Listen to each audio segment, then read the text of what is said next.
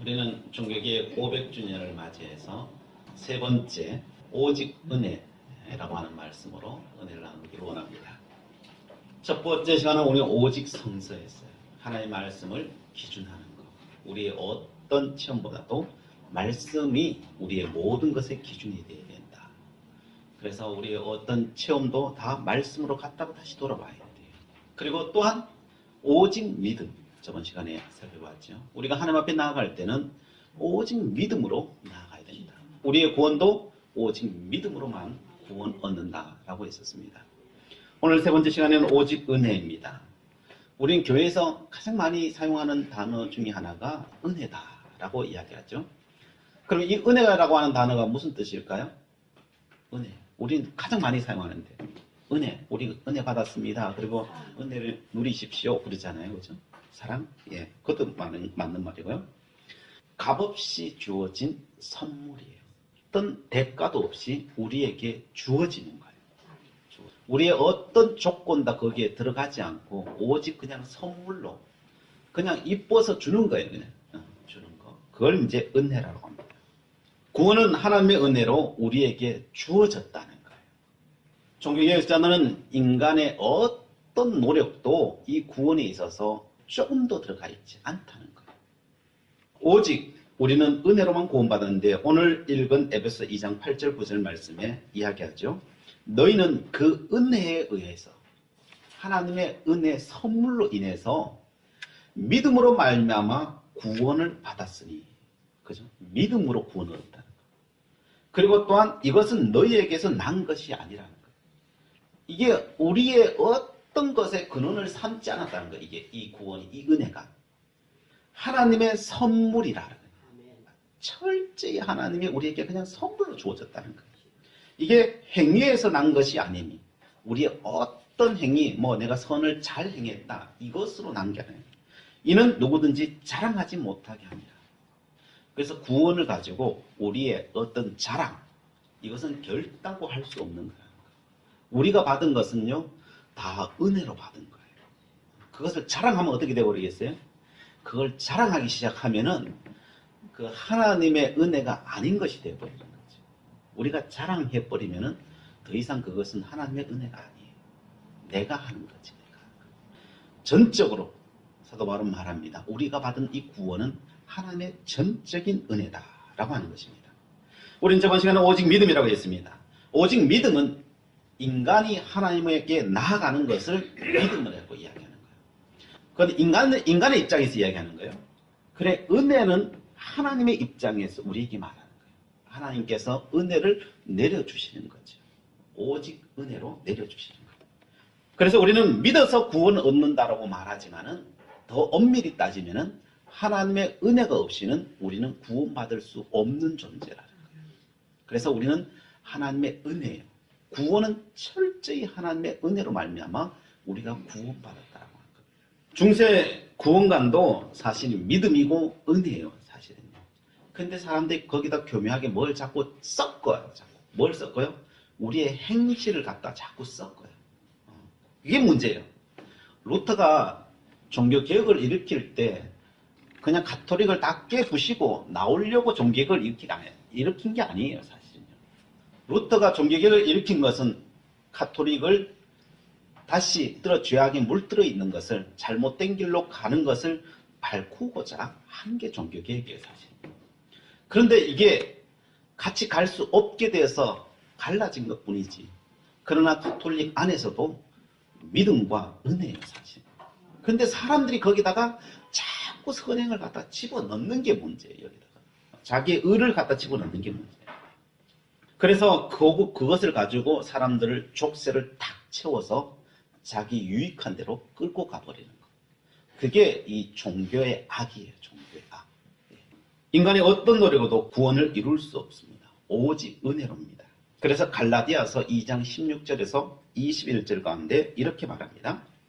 사람이 의롭게 되는 것은 율법의 행위로 말미암이 아니요 오직 예수 그리스도를 믿음으로 말미암인 줄 알므로 우리도 그리스도 예수를 믿나니 이는 우리가 율법의 행위로서가 아니고 그리스도를 믿음으로써 의롭다함을 얻으려 함이라.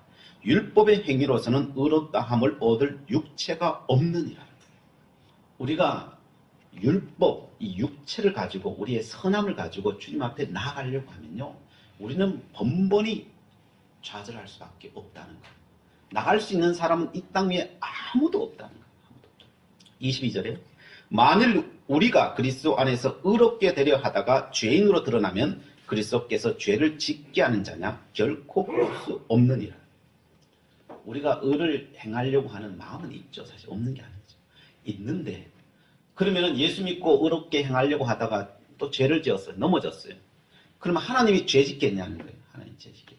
그건 아니지 않느냐. 23절에 이렇게 말합니다. 만일 내가 헐었던 것을 다시 세우면 내가 나를 범법한 자로 만드는 것이라. 헐었던 것을 너희들이 다시 세우면은 나를 죄인 만드는 거 아니냐. 하나님이 죄의 근원이요, 죄인의 우두머리가 되는 게 아니냐. 우리는 하나님을 2번 십자가에 못 박는 것이 된다는 거예요. 우리의 구원을, 우리의 선함을 기준으로 삼으면 그렇게 된다는 거예요. 그리고 24절에 내가 율법으로 말미암아 율법에 대하여 죽었나니 이는 하나님께 대하여 살려 함이라. 정말 하나님으로 말미암아 살려고 한다면은 정말 율법에 대해서 죽으라는 거예요. 너 스스로가 선하게 살려고 하는 그 의지를 꺾으라는 거예요. 그냥 꺾는 게 아니라는 거예요. 사도 바울이 이야기하는 꺾는 게 아니고 너는 죽었어 그러는 거예요. 죽었어. 우리는 예수 그리스도를 믿음으로 말미암아 우리는 십자가 위에 이미 죽었다는 거예요. 죽은 사람이 뭔 말을 하냐는 거예요. 죽은 사람이 뭔 선을 행하려고 하느냐는 거예요. 선을 행할 수도 없을 뿐더러 할 수도 없다는 거예요. 그걸 통하여 너가 구원을 얻을 길이 있느냐? 그것을 통하여 우리는 구원 얻을 사람은 한 사람도 없다는 거예요. 그래서 하나님에 대해서 너는 정말 살려는 자가 되어라. 살려는 자가 되어라. 25절에 이렇게 말합니다. 내가 그리스도와 함께 십자가에 못 박혔나니 그런즉 이제는 내가 사는 것이 아니요 오직 내 안에 그리스도께서 사시는 것이라. 이제 내가 육체 가운데 사는 것은 나를 사랑하사 나를 위하여 자기 자신을 버리신 하나님의 아들을 믿는 믿음 안에 사는 것이라. 라고 말해요. 이 구원의 싸움에 있어서 이기는 길은 오직 하나. 내가 죽었다는 걸 알아라는 거예요. 예수 믿는 즉시 우리는 죽은 존재라는 걸 알아야 된다는 거예요. 내 안에 그리스도가 오셨다는 거예요. 그래서 내 안에 오신 그 그리스도가 살려면은 내가 죽으면 산다는 거예요. 내가 안 죽으면 그리스도는 활동하지 않는다는 거예요. 활동하지. 26절에 이렇게 말해요. 내가 하나님의 은혜를 패하지 아니하노니 만일 의롭게 되는 것이 율법으로 말미암으면 그리스도께서 헛되이 죽으셨느니라. 거기다가 율법을 조금이라도 너희들이 썩기 시작한다면, 그 구원에다가 조금이라도 뭘 썩기 시작한다면 주님께서 십자가에 달리신 것은 헛것이라는 거예요. 아무것도 아니라는 거예요. 아무것도. 오직 하나님의 은혜로 우리는 구원받았다는 거예요. 워치만님 목사님께서 예수를 믿고도 여전히 자기의 죄성과 싸우는 거예요. 이게 해결이 안 되는 거예요. 해결이 안 되는 거예요. 너무나도 괴롭습니다. 이 죄를 이겨보려고 오만 발버둥 쳤는데 이게 이겨지지가 않는 거예요. 죄에 대해서 죽어보려고 여러 번은 시도해봤습니다. 그래도 안 되는 거예요. 아무 소리는 없는 거예요. 사실 시도하는 게 문제죠, 이게. 그러다가 하나님 앞에 기도합니다. 하나님 안 되는데요. 하나님 나에게 눈을 열어주세요. 한 거지. 내게 눈을 열어주세요. 내가 안 되네요, 이게요. 그리고 로마서를 읽기 시작합니다. 복음을 발견합니다. 내가 죄에 대해서 죽으려고 몸부림해야 하는 존재가 아니고 나는 이미 율법에 대하여 죽은 존재이구나. 나는 이미 죄에 대해서 죽은 존재이구나. 하나님의 은혜로 사는 존재이구나. 이것을 그 로마서를 읽으면서 깨달으신 거예요. 하나님께서 눈을 열어주시니까 그게 보이기 시작한 거예요. 그래서 그 자유함과 그 기쁨이 얼마나 큰지 그 로마서 말씀을 읽다가 막 뛰쳐내려온 거예요. 2층에 있다가 뛰쳐내려온 아줌마가 있어요. 아줌마 보고 이야기하는 거예요. 아줌마, 내가 죽었다는 사실을 그대는 알고 있어요. 내가 죽었다는 걸 내가 알고 있어요. 내가 예수 그리스도 안에서 나는 이미 죽었어요. 죽었어요. 이게 감동을 안 하세요? 그러면 우리 기도하셔야 돼요. 하나님, 내가 죽은 게 보이게 해주세요. 하나님, 내가 죽어 있는 게 내 영안을 열어주세요. 내가 죽어 있는 것이 보이게 해주세요. 보이게. 여러분 그렇게 기도하세요. 여러분이 기도하는 대로 돼요. 하나님께서 그렇게 만드셔요. 그래서 죽어 있는 게 보이게 해주세요. 그래서 그 유명한 우리 김익두 목사님, 예수 믿고 난 뒤에 뭘 발견해요? 자기가 죽은 걸 발견하는 거예요. 죽은 걸 발견. 예수 그리스도 안에서 죽은 걸 발견하는 거예요. 그래서 뭘 돌렸어요? 부고장을 돌리잖아요. 부고장. 김익두는 죽었다고 다 지인들에게 편지를 보내. 나는 죽었어. 그런데 죽은 사람이 시장에 돌아다니거든. 그러니까 사람이 와가지고 뭐 죽은 사람이 돌아다녀서 툭 치니까 뭐라고 하는 거예요? 내가 살아있었으면 넌 죽었어. 내가 죽었기 때문에 내가 반응하지 않는 거야. 오직 은혜로 구원받는다는 것은 루터에게 얼마나 큰 기쁨이었는지 몰라요. 그는 인간적인 행위의 불완전함에서 벗어나서 완전한 구원을 얻을 수 있었던 것. 중세의 면죄부를 살 수 없던 가난한 백성들은 너무나도 가슴이 아팠어요. 저 면죄부만 사면은, 저 돈, 예를 들어서 1억만 주면은, 내가 저 면죄부를 사면은, 내가 죄에서 벗어받고, 내가 이 속박에서 벗어받을 건데, 이 돈이 없어서 면죄부를 못 사는 거예요. 얼마나 가슴 아팠겠어요, 중세에 사는 사람들. 돈 없어서 천국 못 가는, 그런 시대상 속에서 루터가 종교 개혁을 일으킨 거예요. 오직 믿음으로, 오직 은혜로 하나님 우리를 구원하셨다는 거예요. 선포하는 거예요. 천국 돈이나 권력으로 사는 것이 아니라 오직 믿음이요 아버지 하나님께서 우리에게 베풀어 주신 은혜로 말미암아 간다는 그 목소리가 들었을 때 그 가난한 사람들은 뭐 있겠어요? 그 소리가요? 복음이죠. 복음이요. 정말 덩실덩실 춤추는 복음이 세상 가운데 선포된 것입니다. 사람들은요, 그 당시에는 뭔가 해야 돼요. 수도사로 가든지, 뭐 특별히 헌금을 많이 하든지, 아니면은 순례의 길, 그러니까 성지를 순례를, 한평생 순례를 해야 돼요. 이런 것들이 있었어요. 그래야 하나님 앞에 점수 따는 거예요. 그래서 구원을 이룰 수 있는 거예요. 그런데 없는 사람이 일상생활 하면서 어떻게 그걸 해요? 요즘도 성지순례 하는 것도 힘든데, 요즘 잘 산다 그래도 좀 힘든데. 그런데 하나님의 은혜로 구원받는다고 하는 거. 그 소식이 들리자 수많은 사람들이 하나님의 그 복음의 은혜에 감격하는 거예요. 오직 하나님의 은혜는 하나님의 한량없는 사랑을 우리에게 보여주시는 하나님의 사랑의 표징이에요. 은혜는 하나님의 사랑이에요. 사랑. 하나님은 인간의 연약함을 알게 행함의 길이 아닌 믿음의 길로 우리를 구원해 주셨습니다. 그래요.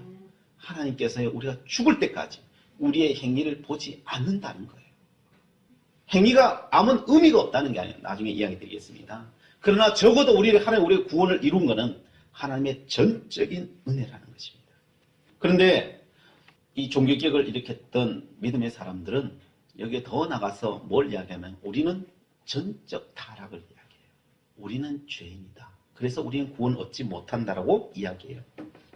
그래서 인간은 어떤 선행도 행하지 못하는 존재로 평가되었어요. 그래서 이거를 어떻게 볼 것인가에 대해서 현대까지도 사실은 신학적인 가장 뜨거운 논쟁이에요. 그렇다면 우리는 선행을 그러면 정말로 할 수 없고 우리는 못하는 존재인가? 라고 했을 때 지금도 뜨거운 감자예요. 논쟁거리예요. 뭐 영원토록 이제 우리가 죽을 날까지 영원토록 이건 논쟁거리인데요. 이것은 어떻게 답을 내릴 수 없는 부분이에요. 그러나 우리는 선행은 할 수는 있어요. 없다는 건 아니에요, 사실. 있는 이유는 있어요. 사실 우리는 전적으로 타락한 사람들이지만은 하나님의 일반 은총은 우리에게 날마다 내려요. 햇빛이 아침이 되면 내리듯이 일반 은총은 항상 우리들에게 내리고 있어요. 그래서 인간이 선하게 살아갈 수 있는 그 근거는 있어요. 그렇지만 인간 스스로가 선을 행할 수 있는 힘이 있느냐? 그건 없어요, 사실. 인간 스스로. 근원적으로 따지자면 인간 스스로가 선을 행한 힘은 없어요. 선을 행하고 있다면 그것은 하나님의 일반 은총이 우리에게 내리고 있기 때문에 가능한 것뿐이에요. 그러나 우리가 죽을 때까지 이 일반 은총은 있을 거거든요. 우리가 영원토록 이 일반 은총, 이 지구가 종말할 때까지 일반 은총은 있을 거거든요. 그래서 이 가능성에 대해서 우리는 열어두기는 열어둬야 됩니다. 그렇다고 해가지고 그래서 이 종교개혁가들은 이것을 싸우다 보니까 싸우는 과정 가운데 있다 보니까 더 철저히 인간의 전적 타락 부분을 말할 수밖에 없었습니다. 신학자들은 이 부분에 대해서 그러면 어떻게 조화를 이룰 것인가, 이 부분의 조화를 이룰 것인가에 대해서 이렇게 이야기합니다. 사도 바울은 이 하나님의 놀라운 구원의 은혜를 설명할 때 이렇게 설명합니다. 한 사람 아담이 범죄함으로 모든 인류가 타락했음을 이야기합니다. 뭐 다 아는 내용이죠. 그런데 반대로 한 사람 예수 그리스도의 순종을 통하여서 우리가 생명과 구원을 얻었다는 거예요. 아담은 배경이고요. 하이라이트는 예수 그리스도예요. 근데 사람들은 어디에 주목할까요?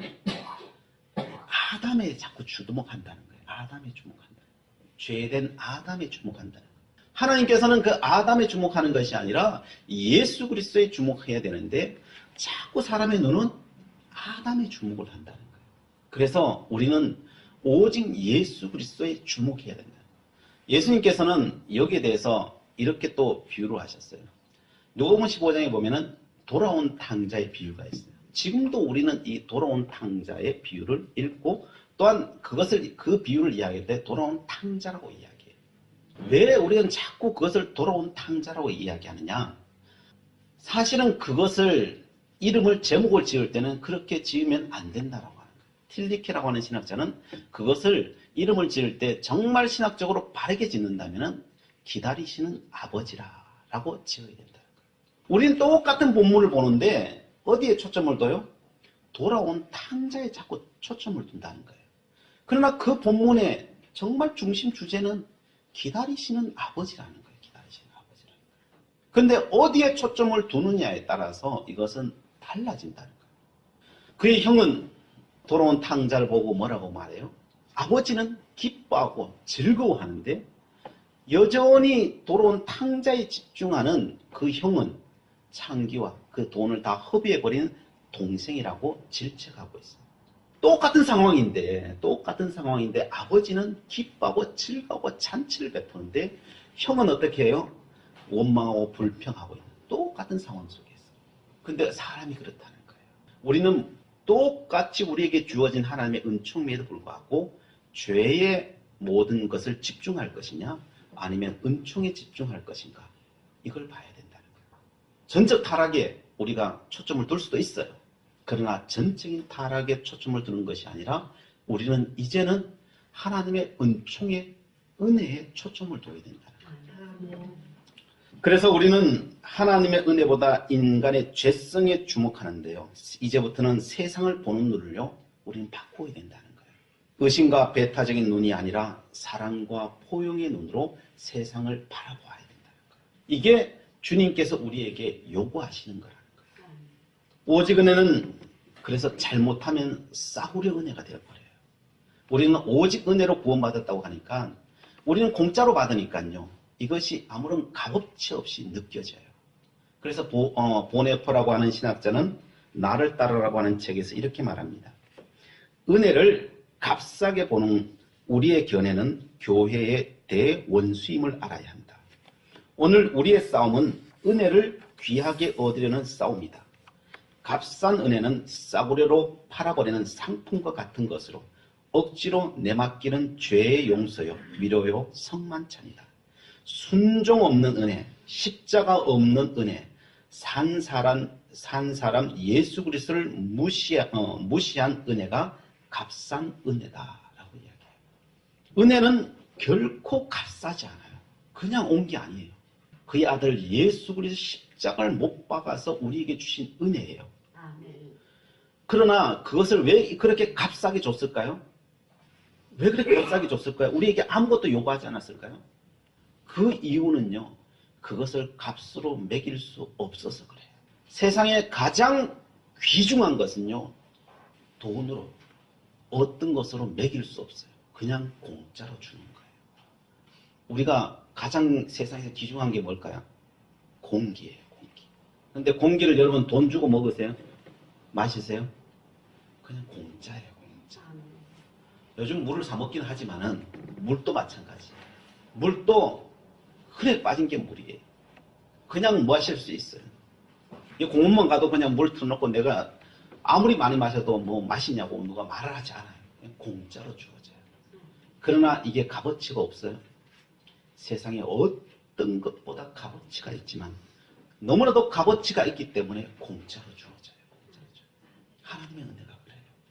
하나님의 은혜가요. 너무나도 크고 위대하고요. 이거는 뭐 어떻게 말할 수 없는 것이기 때문에 이것을 우리에게 뭘 요구하고 받아야 되는 것이라면 받아갈 사람이 아무도 없기 때문에 하나님께서 우리에게 그냥 공짜로 주시는 거예요. 은혜로 주시는 거예요. 통독 대회를 여시는 이 노호 목사님이라고 저 경남 산천에 가면 있는데 그 목사님은 그런 이야기를 하시더라고요. 세상에서 가장 귀한 것들은 가장 큰 것들이다. 큰 것들이다. 먹는 음식을 예를 들어 설명하죠. 크게 하나님께서 크게 만들어 놓은 건요. 다 값이 싸다는 거예요. 다 값이 싸다. 무 싸다는 거예요. 싸다는 거예요. 그런데 값어치가 없느냐? 아니라는 거예요. 가장 값어치 없는 걸 가장 크게 만들어 놓고 가장 많이 먹으라고 크게 만들어 놨다는 거예요. 그래서 큰 거는요. 많이 먹으라는 거예요. 많이 먹으라는 거예요. 큰 거는. 그리고 값싸다는 거예요. 그래서 누구나 다 먹도록 하나님 그렇게 만들어 놨다는 거예요. 무, 배추, 뭐 예를 들어서 호박 뭐 이런 거 있잖아요. 이런 것들이 우리의 몸에 가장 이로운 것들이라. 그런 것들은 많이 먹어야 되기 때문에 크게 만들어 놨다는 거예요. 근데 뭐 깨, 뭐 이런 조그마한 것들 있잖아요. 이것들은 많이 안 먹어도 되니까 작게 만들어 놨다는 거예요. 그래서 이런 것들은 작게 먹어도 된다는 거예요. 먹지 말라는 소리가 아니고 작게 만들어 놓은 것은 작게 먹고 크게 만들어 놓은 건 크게 만들어. 크게 만들어 놨다는 거예요. 그래서 그걸 먹으라는 거예요. 하나님의 창조 질서의 원리라는 거예요. 여러분 독국물을 마셨거나 그러면은 뭘 먹이라 그래요? 무 국물을 마시라 그래요. 무를 갈아가지고 먹으라 그러잖아요. 왜? 해독작용이 있어요. 무에. 우리 속에 얼마나 많은 독이 있어요. 그죠? 얼마나 많은 독이 있어요. 근데 무만 잘 먹어도요, 이 독이 다 해소가 된다는 거예요. 독이 다 해소가 된다는 거예요. 그래서 많이 먹으라요. 배추도 마찬가지입니다. 배추도 마찬가지. 오늘 배추국 끓였죠? 예. 많이 드세요. 많이 드세요. 그렇습니다. 하나님께서 우리에게 주신 것은 그렇게 귀중한 것들을 주셨어요. 인도에 전해 오는 내용이에요. 어떤 현자를 사람이 찾아갔어요. 현자요, 사람의 값어치가 얼마나 될까요? 그랬더니 이건 뭐 말로 해가지고 설명이 되겠어요. 그러더니 그 현자가 보석 하나를 주면서 이것을 가져가서 저 가게에 들려서 이 가게, 이 가게, 이 가게, 이 가게, 과일 가게, 감자 가게, 고기 가게, 그리고 보석상 들려서 와라. 그래서 그 사람이 갔어요. 보석을 보여주면서 과일 가게 갔더니 이걸 가지고 뭘 살 수 있어요? 그랬더니 귤 2개를 딱 주더라는 거예요. 예, 알겠습니다. 그리고 옆에 가게에 갔어요.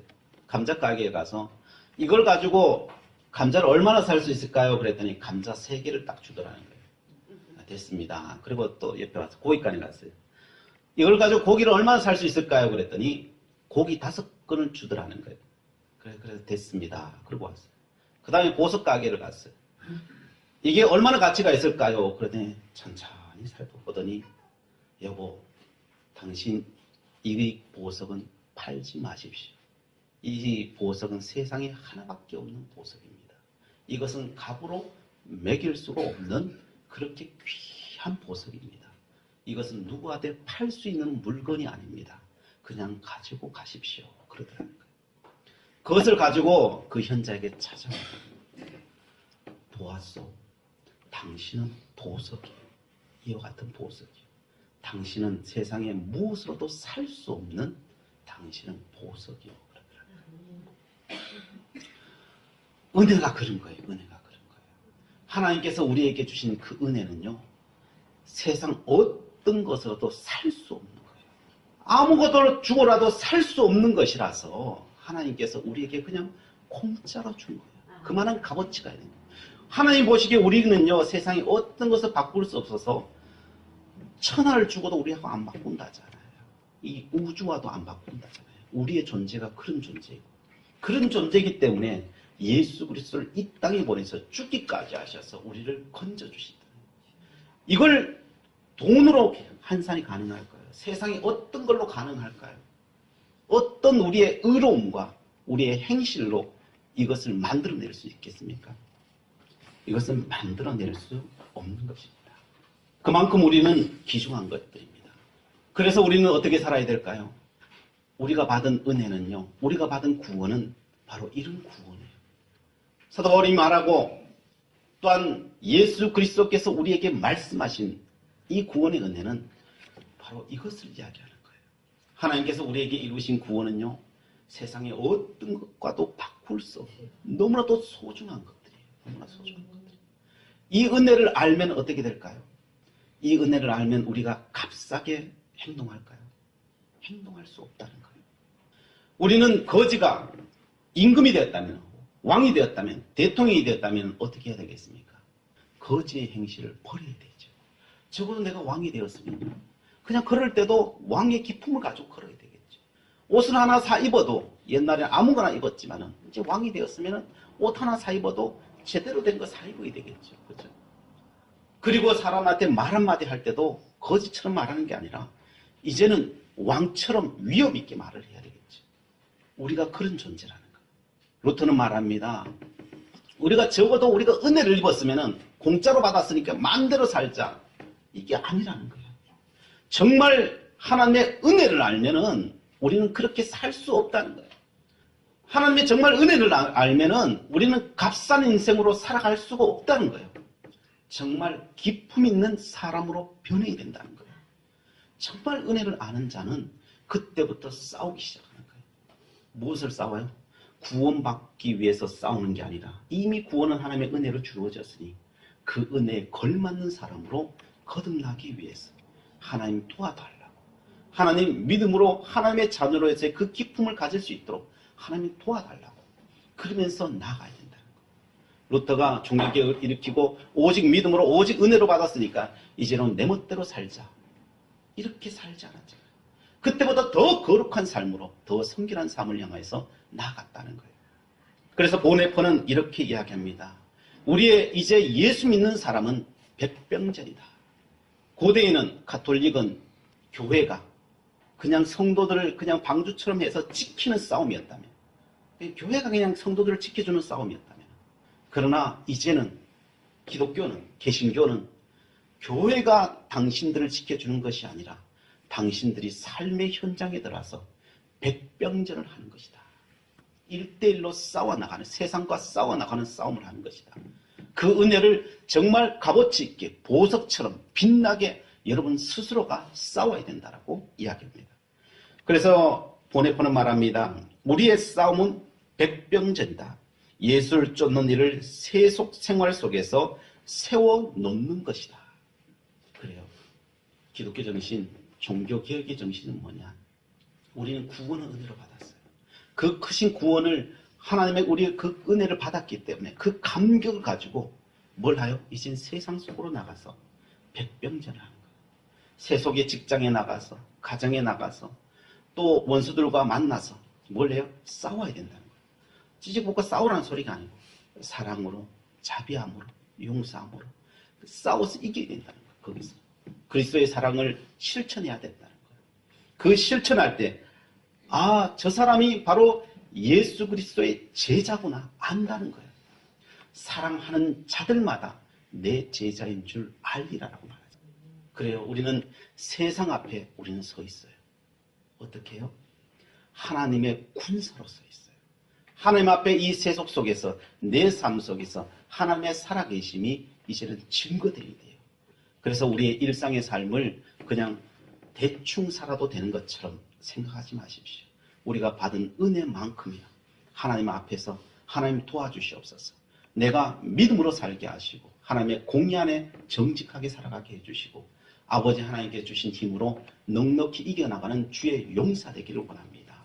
바로 그렇게 살아가는 사람, 하나님 바로 그것이 종교개혁의 정신이요 루터가 분연히 일어났던 바로 그 이유였다는 사실을 기억하면서 믿음으로 은혜로 이 모든 믿음의 싸움을 끝까지 싸워 나갈 수 있는 우리 모두가 될 수 있기를 간절히 바랍니다. 기도하시겠습니다. 사랑의 하나님, 오직 은혜로 우리에게 참된 자유함을 주신 주님 감사를 드립니다. 이 복음을 값싸게 만들지 않는 저희들 되기를 원합니다. 그러기에 저희들 그리스도 안에 사는 저희들 되기를 원합니다. 그 은혜의 깊이와 넓이와 높이와 길이를 다하는 저희들 되기를 원합니다. 아버지, 그리하여서 나에게 주어진 영적 싸움에서 지지 않게 하여 주시옵소서. 주의 승리하심이, 그 십자가의 승리하심이 우리의 승리함이 될 수 있도록 인도하여 주시옵소서. 예수 그리스도의 이름으로 기도드리옵나이다. 아멘.